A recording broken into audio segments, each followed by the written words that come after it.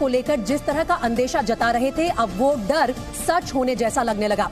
धीरे धीरे ही सही कोरोना के मरीजों की संख्या में बढ़ोतरी होने लगी, जिसके बाद एयरपोर्ट, अस्पताल, जांच केंद्रों में हलचल बढ़ गई और हर तरह के आयोजनों पर इसका असर नजर आने लगा। कई जगहों पर मास्क को अनिवार्य कर दिया गया और लोगों से कोरोना से बचाव के नियमों का पालन करने की अपील की जाने लगी। जहाँ भी केसेस दिखते हैं, आउटब्रेक ज्यादा नजर आते हैं, केसेस बढ़ते हैं, तो केंद्र सरकार राज्यों को अलर्ट मोड पे कुछ नोटिफिकेशन, गाइडलाइंस देते हैं। दरअसल इन हलचलों की वजह कोरोना के मरीजों की संख्या में धीरे धीरे हो रही बढ़ोतरी है। स्वास्थ्य मंत्रालय के आंकड़ों के मुताबिक बीते 24 घंटे में कोरोना के 268 नए मरीज मिले और इतने ही वक्त में 182 मरीज ठीक भी हुए। बीते 24 घंटे में कोरोना की वजह से महाराष्ट्र में एक व्यक्ति की मौत हुई।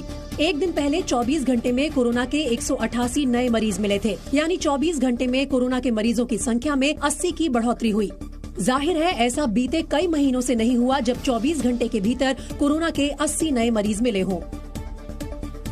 कोरोना के मरीजों की संख्या में बेशक बढ़ोतरी हुई, लेकिन भारत की आबादी को देखते हुए ये इतनी बड़ी बढ़ोतरी नहीं कि इससे सरकार या प्रशासन घबरा जाए, क्योंकि अभी तक कोरोना के मरीजों में ऐसे लक्षण नहीं दिखे जिसे बेहद गंभीर या खतरे की घंटी माना जाए।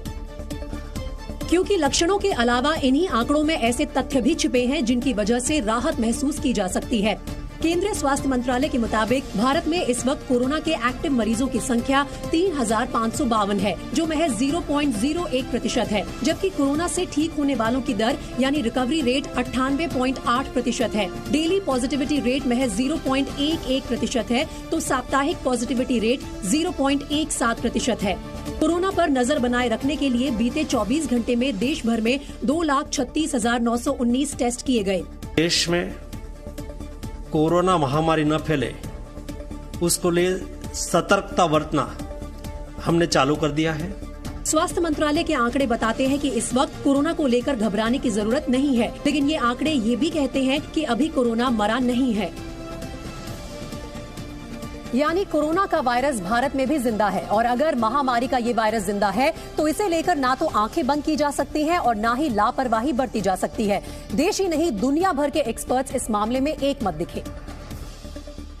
और अब तो भारत में इसके लगातार बढ़ने और पीक पर पहुंचने के वक्त की भी वैज्ञानिक तरीके से गणना की जाने लगी है। अब तक लगाए गए अनुमानों के मुताबिक नया साल का पहला महीना यानी 2023 का जनवरी भारत के लिहाज से बदलाव भरा हो सकता है। क्रिसमस के बाद नए साल के जश्न के जोश में लापरवाही से खतरे का अंदेशा बढ़ गया है। इसके अलावा विदेश से आने वाले लोगों के जरिए कोरोना ने उन इलाकों में भी पैर पसारे जहाँ महीनों से एक भी मरीज नहीं था। जनवरी में भारत में कोरोना के बढ़ने के अंदेशे की वजह एक ट्रेंड भी है। स्वास्थ्य मंत्रालय के सूत्रों के मुताबिक कोविड की पिछली लहरों का ट्रेंड देखें तो चीन, जापान, कोरिया में केस बढ़ने के 10 दिन बाद यूरोप और उसके बाद अमेरिका, लैटिन अमेरिका के देशों में केस बढ़ते हैं। फिर भारत में भी मामलों में इजाफा होता है। अगर इस बार भी ऐसा ही ट्रेंड रहा तो जनवरी में देश में कोरोना के केस बढ़ सकते हैं।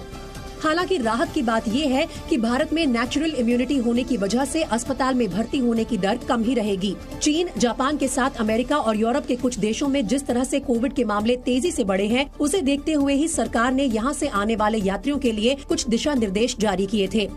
चीन, जापान, दक्षिण कोरिया, हांगकांग, बैंकॉक सभी से आने वाली फ्लाइट पर हम एविएशन मिनिस्ट्री के साथ बातचीत करके तुरंत ही एयर सुविधा पोर्टल का इम्प्लीमेंटेशन करके सभी पैसेंजर को RT-PCR कंपलसरी करेंगे।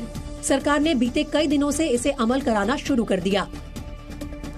तो साफ है अब तक के ट्रेंड्स के मुताबिक आने वाले 35 से 40 दिन कोरोना के लिहाज से बेहद अहम साबित होंगे। यानी साल 2022 को विदा करने से लेकर साल 2023 के पहले महीने तक ज्यादा सतर्कता बरतने की जरूरत होगी। चूंकि चीन, जापान और दक्षिण कोरिया समेत कई देशों में ताजा लहर के पीछे कोरोना के सब वेरिएंट BF.7 है, इसलिए भारत में इसके असर की पड़ताल शुरू कर दी गई। भारत में ओमिक्रॉन के सब वेरिएंट के 4 मरीज मिले। इनके सैंपल को आइसोलेट किया जा चुका है। अब ये जानने की कोशिश हो रही है कि क्या भारत में बनी कोविड वैक्सीन BF.7 के इन्फेक्शन से बचा सकती है और देसी वैक्सीन लेने वालों को गंभीर बीमारी का कितना खतरा है।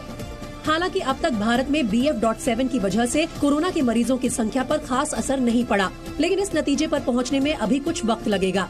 राहत की बात ये रही कि विदेश से आए जिन 4 लोगों में BF.7 सब वेरिएंट मिले, उनमें या तो कोरोना के लक्षण नहीं दिखे या उनमें बीमारी के हल्के लक्षण दिखे। राहत की बात ये भी रही कि सभी जल्द रिकवर हो गए। चूंकि BF.7 का रिप्रोडक्शन वैल्यू 10 से ज्यादा है, यानी एक संक्रमित व्यक्ति 10 से ज्यादा लोगों को संक्रमित कर सकता है, इसलिए भारत में दिए जा रही वैक्सीन का BF.7